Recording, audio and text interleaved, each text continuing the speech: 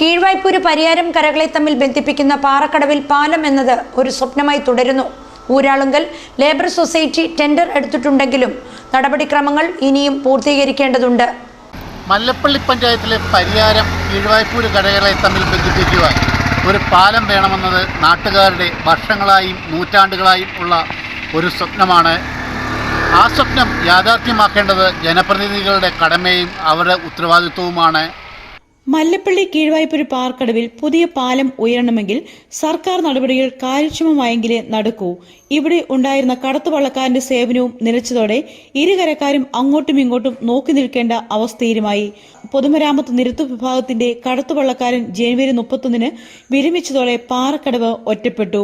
ഇതോടെ പരിയാരം കീഴ്വായ്പൂര് കരകളെ തമ്മിൽ ബന്ധിപ്പിച്ചു മണിമലയാറ്റിലെ പാറക്കടവിൽ പാലത്തിലൂടെ അക്കരെ ഇക്കരെ കടക്കാമെന്ന നാട്ടുകാരുടെ സ്വപ്നവും അസ്തമിച്ചു.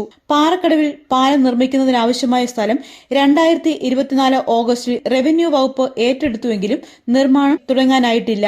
സ്വകാര്യ വ്യക്തികളിൽ നിന്ന് ഏറ്റെടുത്ത സ്ഥലത്തിന്റെ തുകയും ഉടമസ്ഥർക്ക് ഇതിനോടകം നൽകിയെങ്കിലും പാലം എവിടെയെന്ന ചോദ്യമാണ് ഇപ്പോഴും ഉയരുന്നത്. 2016-17 സംസ്ഥാന ബജറ്റിൽ 10 കോടി രൂപയാണ് പുതിയ പാലത്തിനായി വകകൊള്ളിച്ചിരുന്നത്. കിഫ്ബിയിൽ നിന്ന് ഫണ്ട് ലഭ്യമാക്കി പാലം പണിയുന്നതിനായിരുന്നു സർക്കാർ പദ്ധതി.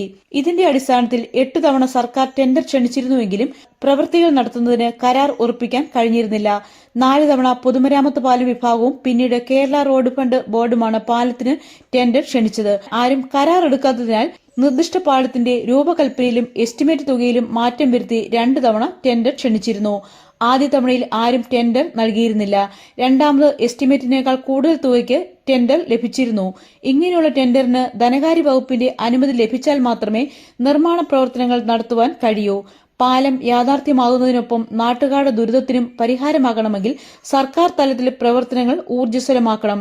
മുൻപ് പാറക്കടവിൽ ഒറ്റവരി പാലത്തിന് രാജ്യസഭാ മുൻ ഉപാധ്യക്ഷൻ പ്രൊഫസർ PJ കുര്യൻ ഫണ്ട് അനുവദിച്ച സമയത്താണ് 2 വരി പാലത്തിനായി Mathew T Thomas MLA fund അനുവദിച്ചത്.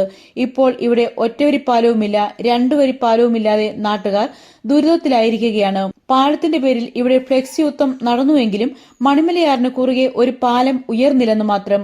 പൌരസമിതി പ്രസിഡന്റായ മാത്യു മുല്ലയ്ക്കലിനെ പോലെയുള്ളവർ പാറക്കടവിൽ പുതിയ പാലം യാഥാർത്ഥ്യമാക്കണമെന്ന് ആവശ്യപ്പെട്ട് വർഷങ്ങളായി സർക്കാരിൽ നിവേദനങ്ങൾ നൽകിയും ആവശ്യങ്ങളുമായി നടക്കുന്നുണ്ടെങ്കിലും ഇത് ഒന്നും കാണേണ്ടവർ കാണുന്നില്ലെന്ന് മാത്രം. ഇവിടെ ഒരു പാലം ഉയർന്നിട്ട് ഈ തലമുറയിൽപ്പെട്ടവർക്ക് പരിയാരം കീഴ്വായ്പൂര് കരകളിൽ എത്താൻ കഴിയുമോ എന്നും പ്രദേശവാസികൾ ചോദിക്കുന്നു.